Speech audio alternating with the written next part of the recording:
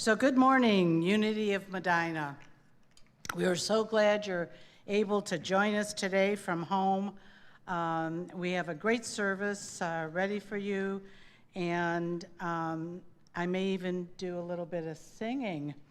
I don't know, it'll be a surprise. So I just want to tell you, I bring you good news.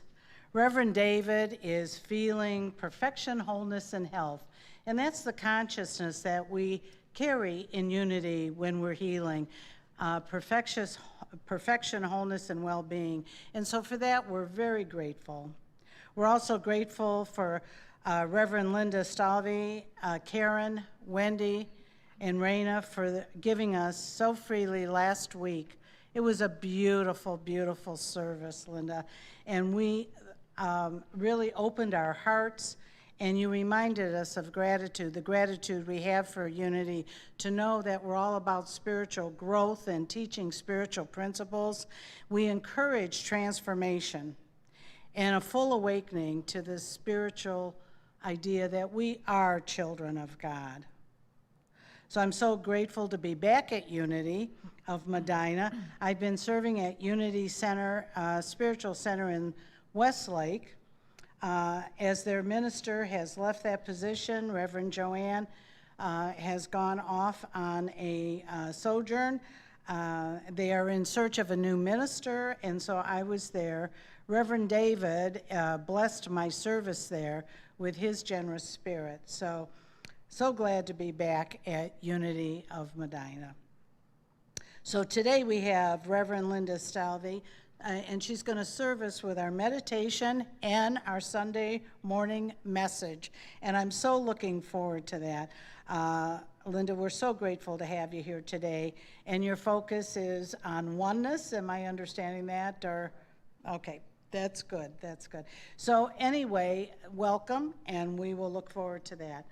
So let us take a moment to pray. And we say, Father, Mother, God, we receive the love and light of your Spirit that is flowing through us as we become together in the spirit of oneness. We are so grateful to technology for giving us the opportunity to hear the word of Reverend Linda that will speak to our soul. So I invite you now from home. You can stand, sit, but sing as we begin.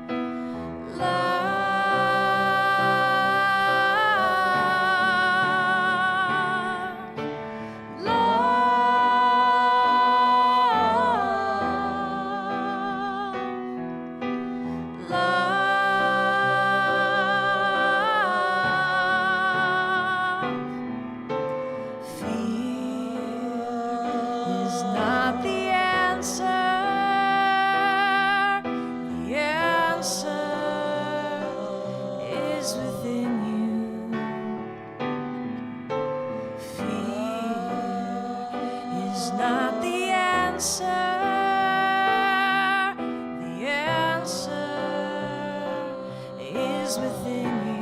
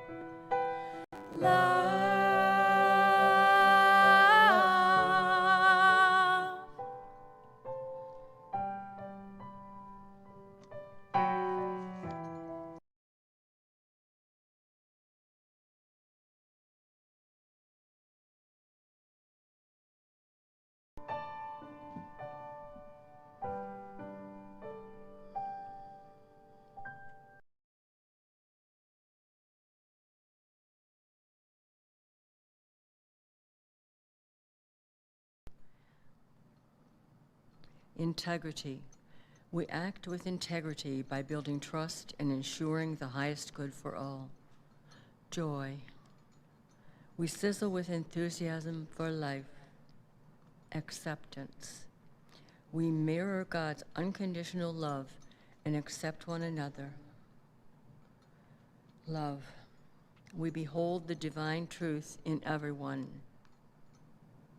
Spiritual growth. We are focused on expanding the expression of the divine essence of our being. September is the power of order.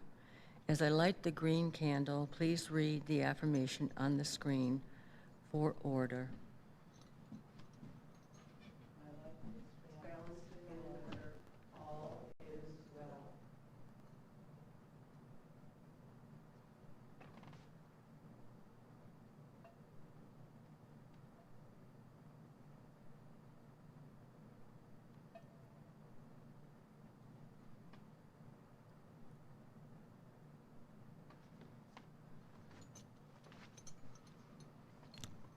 Today's daily word is guidance. I open my mind and heart to receive my guidance. Sometimes I have insisted on figuring things out for myself, rather than asking for anyone's help. Over the years, I have learned the value of asking for guidance and sharing what I've learned when others ask me. As we exchange ideas, we may tap into a higher wisdom that had not been apparent to either of us alone. This higher wisdom is not outside ourselves. It is a still, small voice, mine to call upon at any time. I am always able to ask for guidance to show me the way forward. I access my inner guidance by opening my mind and heart in prayer. Then I watch and listen, remembering that divine guidance may come in a familiar way or perhaps in an unexpected way that will surprise and delight me.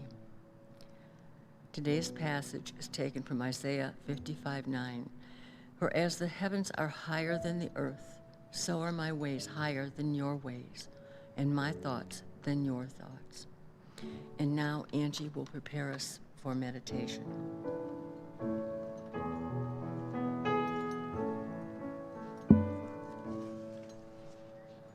One breath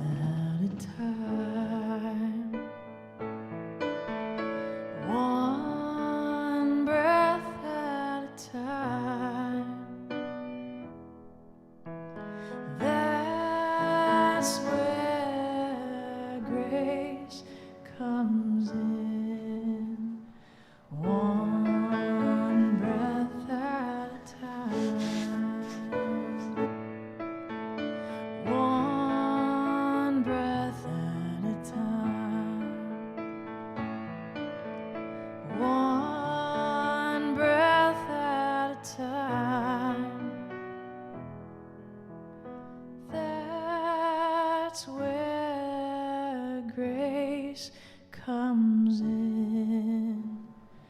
One breath at a time.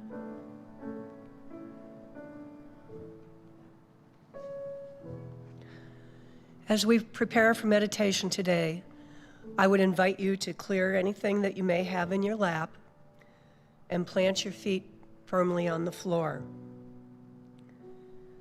I would invite you to visualize the life-giving air around you, the layers of Mother Earth's atmosphere, the blue of her sky, the clouds which float like cotton balls in the sky, and take 3 slow, deep breaths.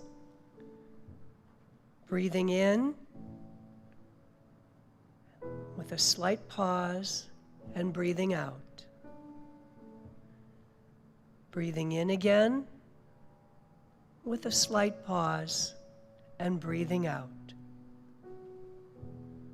And breathing in again, pause and breathe out, letting the peace and quiet settle within. Visualize roots growing from your feet, entering into the soul of Mother Earth, growing as deep as you are comfortable. Perhaps you are shallow like a pine tree, or have a taproot growing deep into Mother Earth's cold, or somewhere in between. Invite the energy of Mother Earth into your body to nourish, nurture, and heal every cell of your body.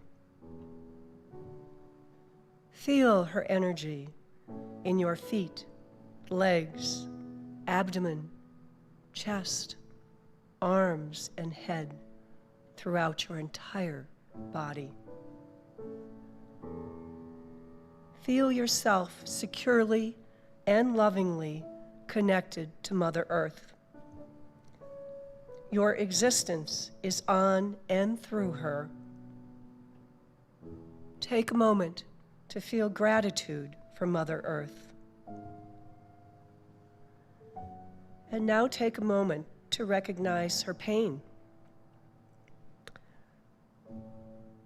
Burning land, plastic in her oceans, loss of her creatures, changes in her water patterns, extreme weather and rising temperature. In the silence, ask yourself, what is mine?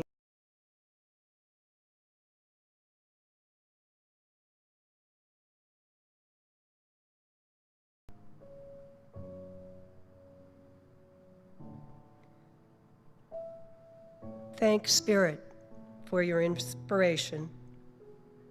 Thank Mother Earth for supporting your life. Take another breath. Move your hands and feet, and slowly come back to this place and time.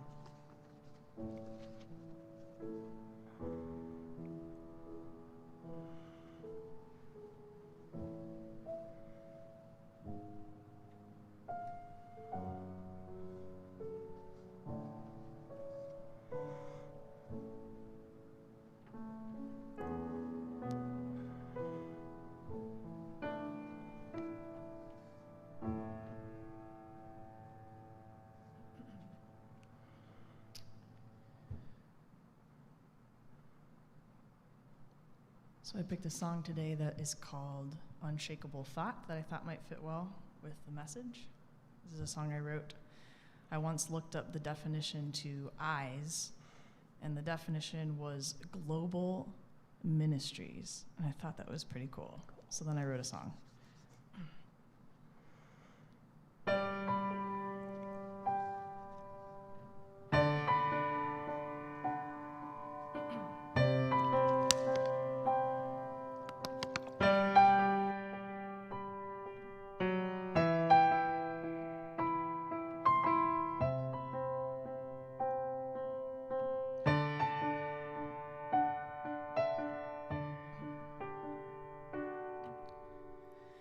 swinging me high, swinging me low. Is this a storm or another rainbow? It lies underneath. Will I choose my peace or let those dark clouds pour down on me? I shall dance in the rain, find beauty in stains, smile when I wake, make memories each day. And then when I sleep, my mind shall breathe and reveal that life is already complete.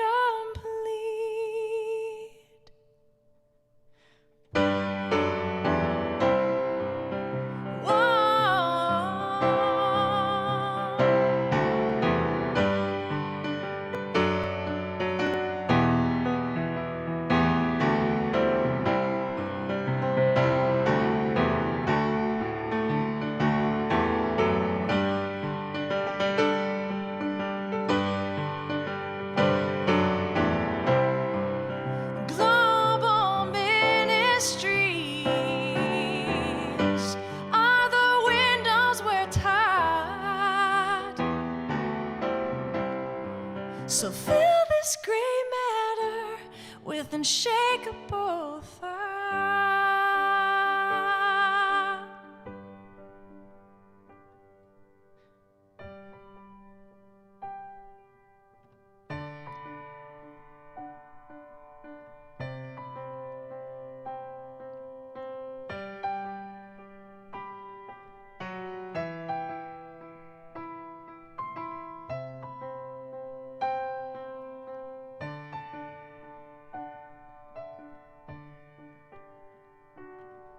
Then lost time will be sweet.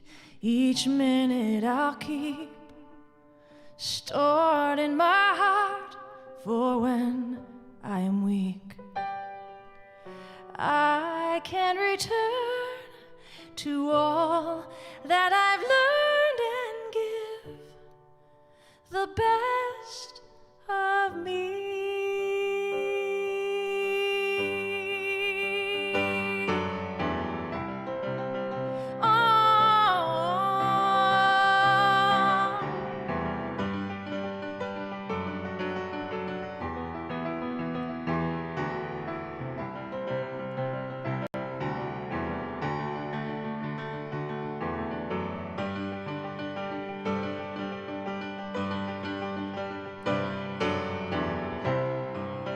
Global ministries are the windows we're tied. So fill this gray matter with unshakable thought.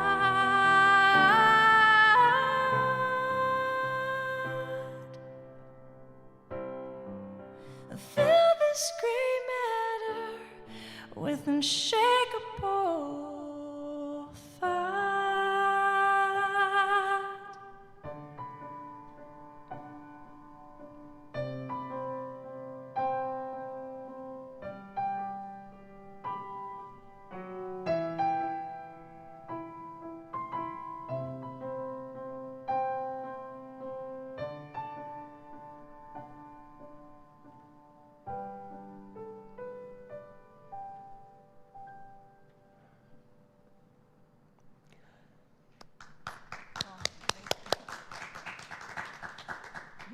Thank you, Angie. I have to tell you, and I apologize to those of you online this morning, but to have the special privilege of feeling your voice here on the stage and feeling the power of the piano is just incredible. Thank you so much, Angie.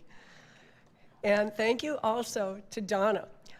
She reminded me this morning that this is something we have put out several years ago, that we wanted to share a platform at Unity of Medina. and we get to do that this morning. So it is an honor and a joy as well. Thank you so much. And good morning to Unity of Medina. George Burns once said that the secret of a good sermon is to have a good beginning and a good ending, and to have the two as close together as possible. I promise nobody will miss lunch.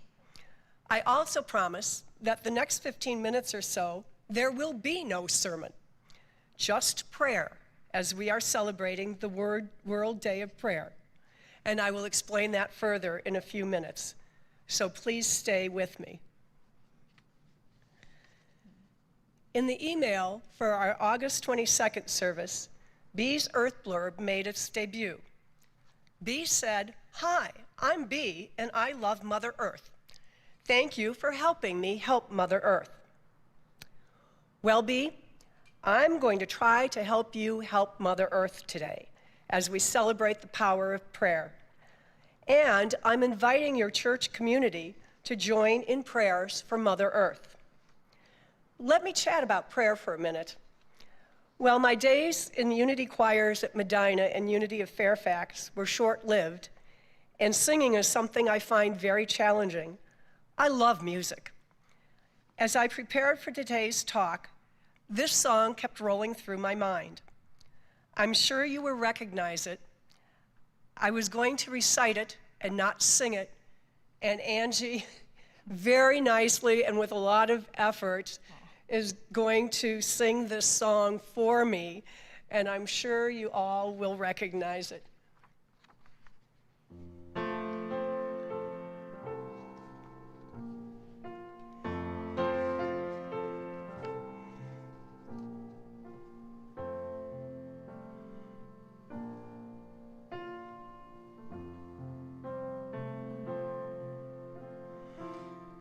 Our thoughts are prayers, and we are always praying.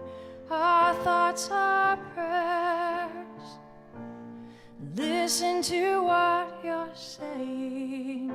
Seek a higher consciousness, a state of peacefulness, and know that God is always there.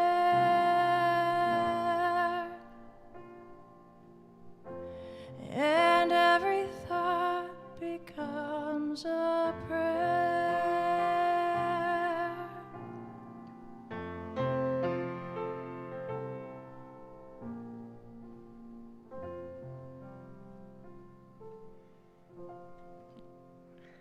What a treat, and we all get a little extra Angie this morning. Thank you so much. So please join me this morning with your thoughts and with your thought prayers as I offer a vision of Unity of Medina's mission, which is that of promoting a movement that calls us to spiritually awaken to the oneness to God, each other, and all creation. And today I'm going to place emphasis on the all creation part of that mission. I'd like to invite us all to behave as if the God in all life matters, a phrase which I have shamelessly appropriated from Michelle Smallwright's book of the same title. Michelle is the founder of Paralandra Limited in Warrenton, Virginia. Paralandra produces essences from a garden grown in consultation with the land and with the land energies, or the Davic Kingdom. It's a special place, and one that I was privileged to visit while Michelle was still holding personal, physical open houses. So let's start with our first thought prayer. The earth is not a human platform. The earth is not a platform for human life. It is a living being. We are not on it, but part of it. Its health is our health. This is a statement and a tweet from psychotherapist, writer, and former monk Thomas More a few years ago.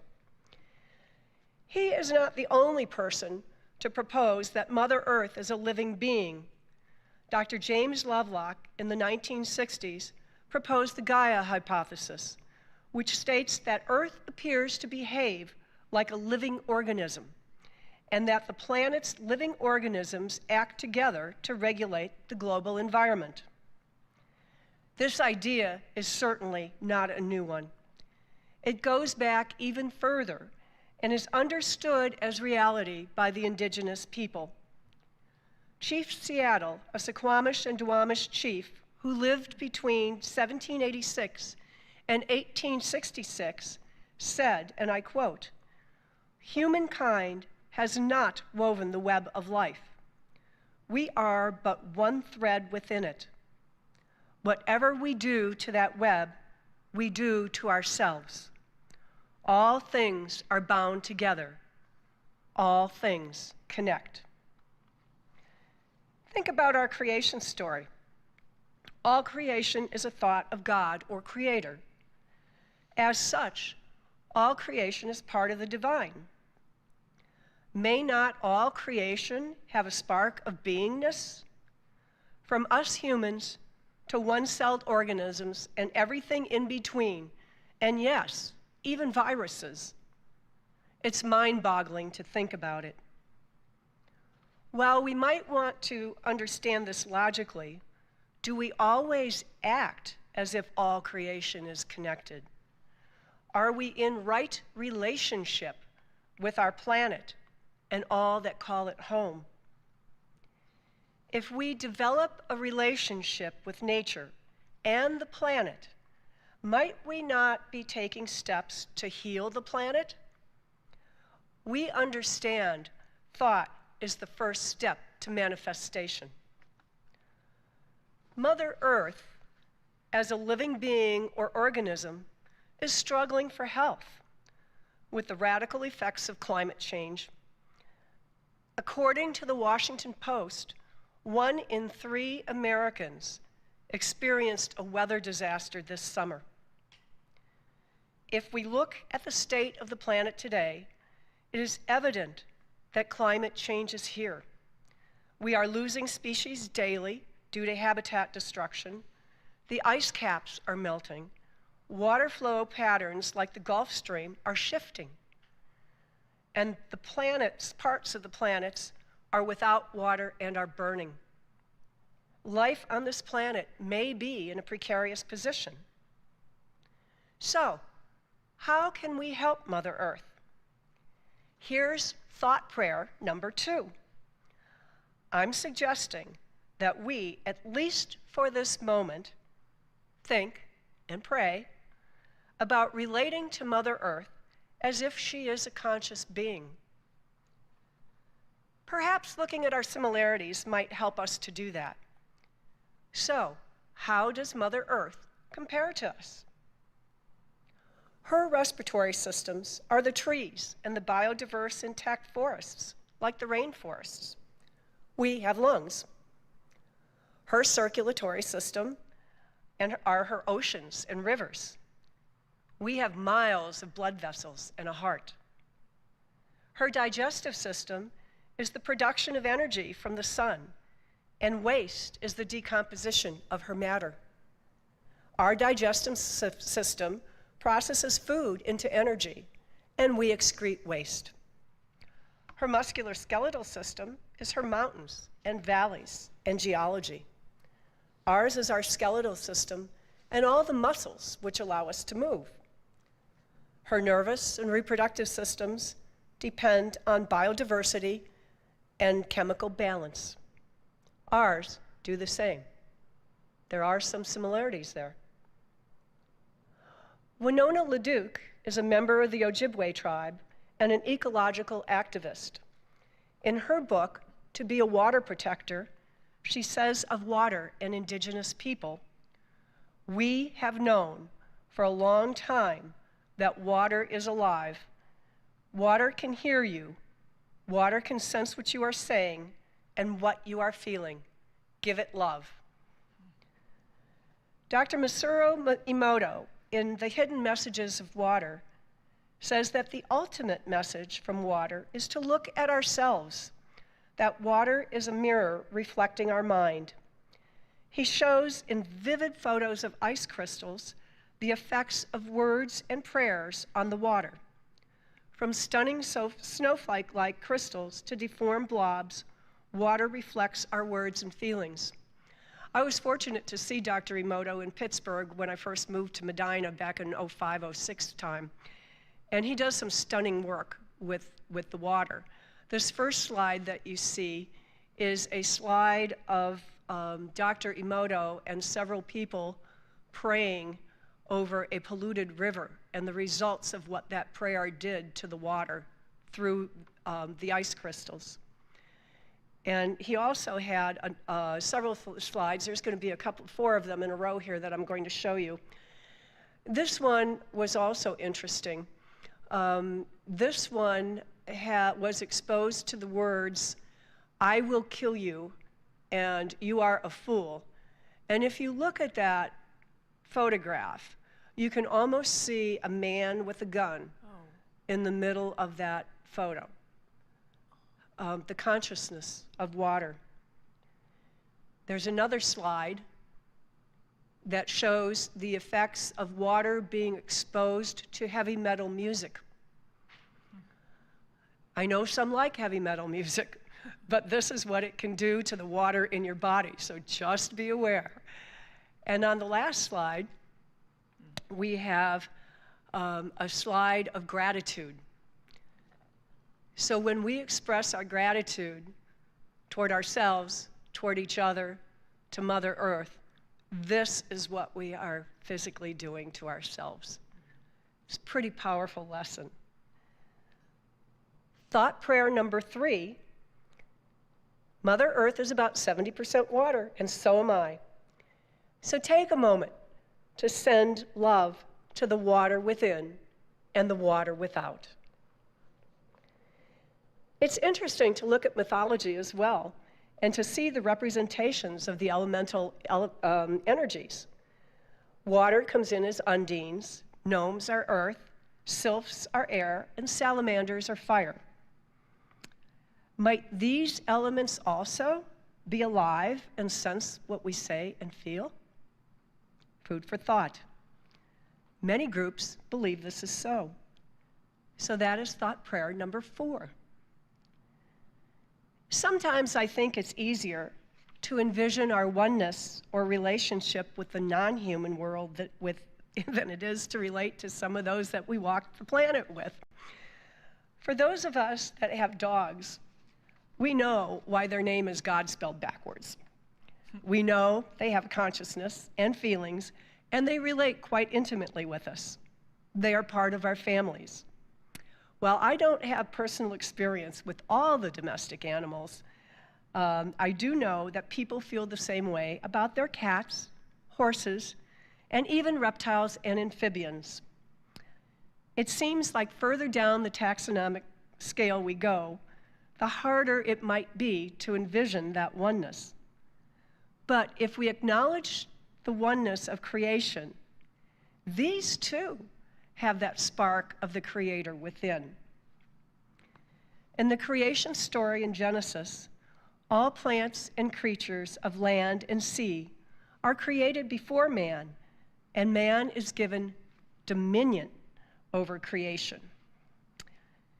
It is interesting that the first use of that word dominion in the Bible was in the 14th century, and translations, like statistics, can support varying theories and definitions. Today, we understand that dominion over all creation does not mean the wanton use or abuse of creatures and creation, not if we are made in the image and likeness of God. In the theological worlds, there is discussion about a more animal-friendly interpretation of this passage in the Bible. All of the species below us on the phylogenetic scale, are they really that different from humans? If we can connect with them, perhaps by changing our thought patterns, connect with them on an emotional level, and thus accept the interconnectedness and unity of all creation, perhaps our thought prayers and actions can help shift an already challenging pattern. Let's make this thought prayer number 5. And if you have not already seen it, I highly recommend My Octopus Teacher. It's a powerful film on the relationship between a man and an octopus. Certainly not a domestic animal, and not in a human's natural environment. The internet abounds with photos and stories of interspecies relationships. One species raised by another, animals recognizing humans who have helped them through trauma, domestic pets saving families from disasters. This is a pattern of connection. Another thought-provoking film is Fantastic Fungi. I never gave fungus a second thought until I saw this movie and discovered how prolific and beneficial fungus is to life on Earth. Did you know trees communicate through fungus? That communication channel actually has a name. It's called the WWW, or the Wood Wide Web. Scientists in the Harz Mountains in Germany have discovered that most individual trees of the same species growing in the same stand are connected to each other through their root systems. It appears that exchanging nutrients and helping neighbors in time of need is the rule. And this leads to the conclusion that forests are superorganisms with interconnections, much like ant colonies. In his groundbreaking book, Last Child in the Woods, Richard Louv coins the term nature deficit disorder. Among humans, the cost of this alienation are diminished use of the senses, attention difficulties, and higher rates of physical and emotional illnesses. Louv states, and I quote, "A widening circle of researchers believes that the loss of natural habitat or the disconnection from nature, even when it is available, has enormous implications for human health and child development.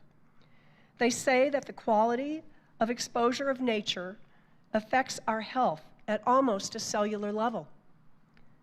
In Japan, scientists have studied the physiological and psychological effects in nature, primarily in forests, on human health and well-being. And based on their results, it shows stress-reducing effects. And they developed something called forest therapy, or Shinrin-Yuko, as a preventive medicine. In the US, we have a version of that as well. And I here am going to put in a plug for Jason Venner and the Medina County Park District. Jason is a certified practitioner of forest therapy, and he leads guided walks. The experience is special. It's amazing how you feel when you slow down and really let nature come to you. This program is free of charge, and I'd invite you to explore and relate to nature this way. It's a good place to start. Edward O. Wilson, Harvard University scientist and Pulitzer Prize winner author, defines biophilia as the urge to affiliate with other forms of life. He and his colleagues argue that humans have an innate affinity for the natural world and probably a biologically based need integral to our development as individuals. We are part of that web of creation. Research is great. I spent several years in a laboratory at the NIH, but let's bring Mother Earth and her realm down to the personal. Let's look at creation in a new light. Let's be open to a relationship that we might develop or expand with all creation. And let's help Mother Earth. In closing, I'd like to offer this prayer. Infinite Presence, I hold sacred the earth home in which I live, move, and have my being. I pray that the citizens and leaders of our precious planet are steeped in wisdom, compassion, vision, and courage, that the divine mandate to be good stewards and holy protectors is fulfilled. Thank you, God. Thank you, Unity of Medina, and namaste.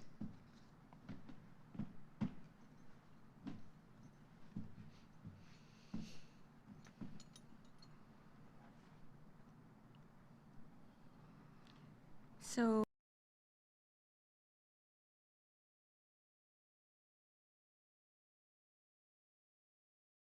and 29th at 7 p.m. The book that will be used is The Elves of Lily Hill Farms. The church picnic has been canceled. And now Donna will lead us in blessing each other in our love offerings.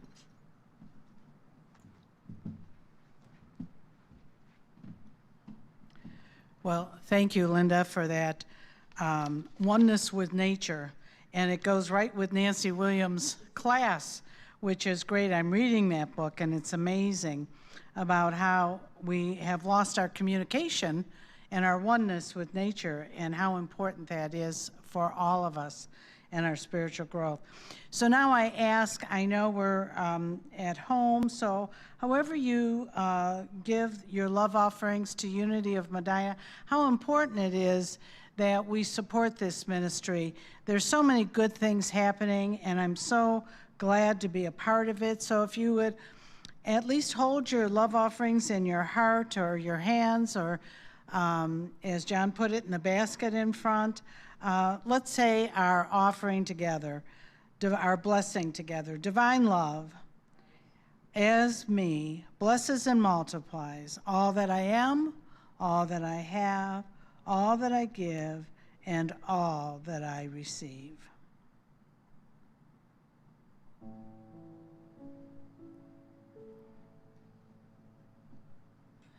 I am so blessed. I am so blessed. I am so grateful for all that I have. I am so blessed. I am so blessed. I am so grateful. I am so blessed. I am so blessed. I am so blessed. I am so grateful for all that I have. I am so blessed. I am so blessed. I am so grateful. I am so blessed. And so we are so blessed to have these gifts today given. However you choose to give to Unity of Medina, we are so blessed and so grateful. We're so blessed to the perfection, wholeness, and health of Reverend David. We are so blessed to have the prayers come to us in a blessed way so that we can raise everyone up in the idea that God is good. And we come to our earth, bees' love of the earth, our young people taking this on and caring for Mother Earth. We love and we give and we receive in peace. And so now I would ask all to stand with me as Angie leads us in Peace on Earth.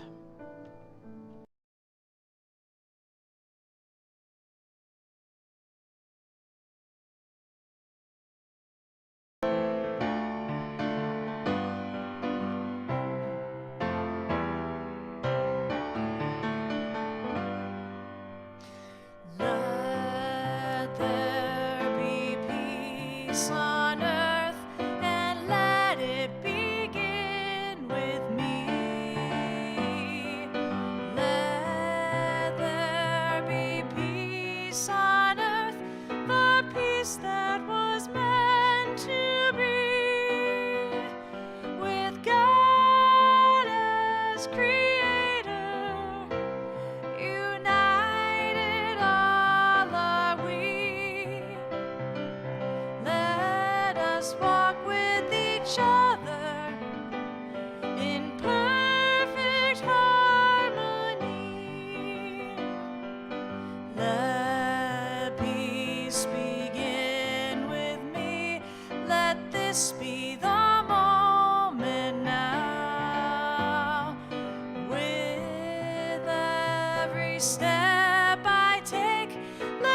this be my joyous vow, to take each moment and live each moment in peace eternally. Let there be peace on earth, and let it begin with me. So now as we say the prayer of protection, we keep David and Terry in our heart, and we say, the light of God surrounds us. The love of God enfolds us. The power of God protects us. The presence of God watches over us. Wherever we are, God is. And all is well.